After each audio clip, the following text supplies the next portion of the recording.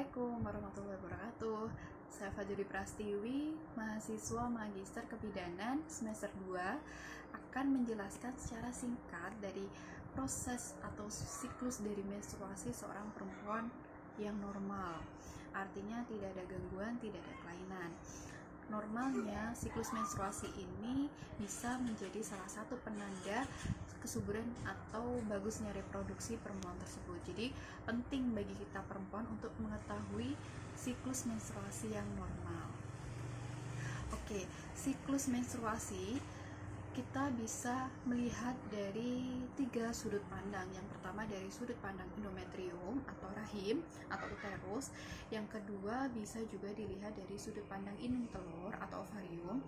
Dan yang ketiga masih berkaitan dengan ovarium, yaitu secara hormonal dari hipotalamus, kelenjar yang ada di otak kita yang menghasilkan hormon gonadotropin, yaitu FSH, LH, dua hormon yang sangat berpengaruh terhadap siklus menstruasi kita. Jadi yang pertama kita dari ovarium atau indung telur kita dulu. Siklus dari ovarium, sebenarnya 3 area tadi sangat berkaitan antara hormon, endometrium, dan ovarium. Tapi akan saya jabarkan mulai dari satu-satu dulu. Yang pertama dari ovarium. Nah, dari ovarium ini ada 2 fase, yaitu fase luteal dan fase folikuler, atau bisa dibalik juga, fase folikuler dulu baru fase luteal. Fase folikuler bisa juga kita sebut dengan fase pematangan folikel, di mana folikel ini adalah bakal calon dari sel telur kita.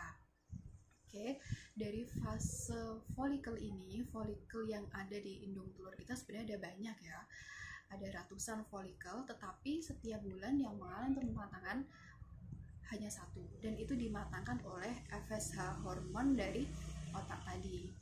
Nah, dengan adanya hormon FSH yang diproduksi oleh hipotalamus, itu akan memberikan efek untuk pematangan folikel. Dari folikel primer menjadi folikel sekunder, lalu mata menjadi folikel de Graaff yang siap untuk dilepaskan untuk dibuahi.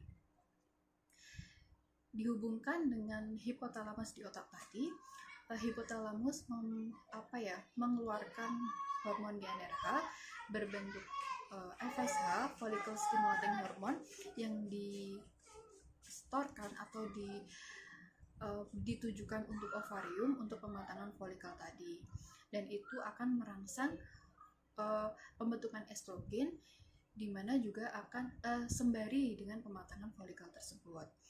Nah, saat estrogen sudah penuh, sudah maksimal di ovarium, folikelnya sudah matang jadi folikel de Graaff, maka penuhnya estrogen ini akan memberikan dampak pada hipotalamus untuk menghentikan produksi dari FSH tersebut. Nah, jadi FSH-nya di stop, terus setelah FSH di stop, maka secara otomatis akan mengeluarkan tingginya estrogen tadi akan memacu GnRH, yang dikeluarkan adalah LH. Jadi singkatnya, hipotalamus tadi akan men-stop FSH dan mengeluarkan LH. LH dikeluarkan untuk apa? Ini yang biru ini ada estradiol atau estrogen, dan yang hijau ini adalah LH. Kita tahu ovulasi satu garis lurus dengan LH surge atau pengembangan LH, di mana LH yang maksimal nanti akan berguna untuk ovulasi, yaitu pemecahan folikel, mengeluarkan sel telur ke dalam tuba Fallopi sehingga siap untuk bertemu dengan sel sperma. Nah, setelah kira-kira 1 hari LH mencapai puncaknya, akan mengalami penurunan. Terus setelah folikel tadi menembakkan atau mengeluarkan sel telurnya, maka akan berubah menjadi korpus luteum. Mulailah fase luteal. Berakhir fase folikuler, berubah menjadi fase luteal. Kita belajar dari fase luteal. Fase luteal adalah ditandai dengan keluarnya sel telur dari folikel, oleh karena itu bisa terbentuk korpus luteum. Jadi folikel yang sudah kehilangan telur tadi, kulitnya tadi disebut corpus luteum. Nah, corpus luteum ini nanti yang akan memproduksi progesteron. Nah, di progesteron ini nanti akan digunakan di fase di dalam endometrium yang disebut, nanti akan saya jelaskan, bernama fase sekresi. Lalu corpus luteum jika tidak terjadi kehamilan maka akan terus menua menjadi degenerated corpus luteum. Itu dari sudut pandang dari ovarium. Lalu kita lihat dari sudut pandang di endometrium, sama saja. Ada tiga fase utama di endometrium. Yang pertama fase menstruasi, yang kedua fase proliferasi, dan yang terakhir adalah fase sekresi. Yang pertama adalah fase menstruasi, di mana itu terjadi peluruhan dari bagian fungsionalis endometrium. Jadi endometrium sendiri terdiri dari dua lapisan, yaitu lapisan fungsionalis yang atas dan lapisan basalis yang bawah. Nah, yang setiap bulan meluruh menjadi menstruasi itu namanya lapisan fungsionalis, sedangkan basalis itu yang tersisa. Jadi mau menstruasi, mau hamil, mau enggak, basalis itu tetap di situ. Nah, fase menstruasi ini fase peluruhan.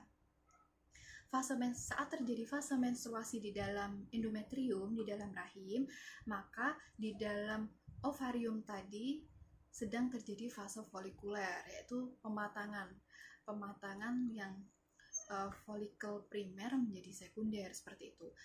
Di endometrium terjadi fase menstruasi. Nah, setelah menstruasi selesai, maka akan terjadi fase proliferasi atau pembentukan jaringan baru. Nah, jaringan endometrium fungsional yang baru untuk persiapan pembuahan yang selanjutnya. Lalu, oke ya, di sini kita bisa lihat nih. Nah, ini adalah gambar dari fase proliferasi sebuah rahim, endometrium. Kita tahu nih dari atas nih ovulasi naik. Nah, ini fase ovulasi ternyata satu garis lurus dengan fase dari proliferasi endometrium itu. Maka dengan ovulasi ini kan corpus luteum terbentuk progesteron, ya kan. Nah, di sini proliferasi selesai, terus fase sekresi. Nah, progesteron yang dihasilkan oleh corpus luteum ini akan mendukung terjadinya sekresi, akan berperan aktif untuk fase sekresi di sini. Jadi analoginya tuh seperti ini. Fase proliferasi di dalam endometrium itu seperti kita menata batu bata atau keramik di sebuah lantai. Nah, fase sekresi ini adalah semennya. Jadi kita memfiksasi posisinya. Sehingga hasil akhirnya apa? Harapannya adalah di sini akan terbentuk suatu jaringan yang padat, siap untuk ditanami sel telur jika sudah dibuai sperma atau ditanami calon janin, seperti itu. Oke, jadi fase sekresi ini adalah untuk sekresi itu seperti lem untuk memfiksasi jaringan yang sudah dibentuk, sehingga saat nanti sel telur yang sudah dibuai menuju rahim ini tuh udah siap untuk ditanami, seperti itu.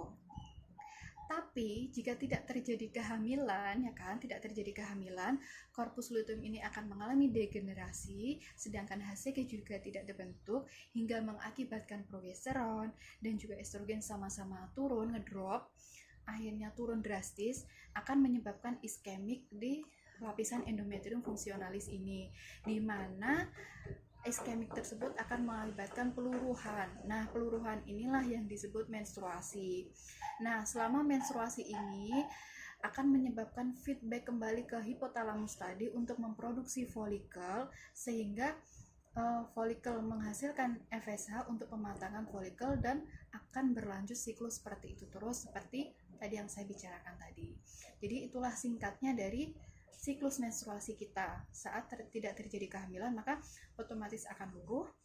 Saat fungsionalis sudah tidak ada, maka akan terjadi feedback ke otak hipotalamus untuk memproduksi FSH untuk pematangan sel telur, untuk sembari juga mempersiapkan proliferasi dari endometrium itu sendiri.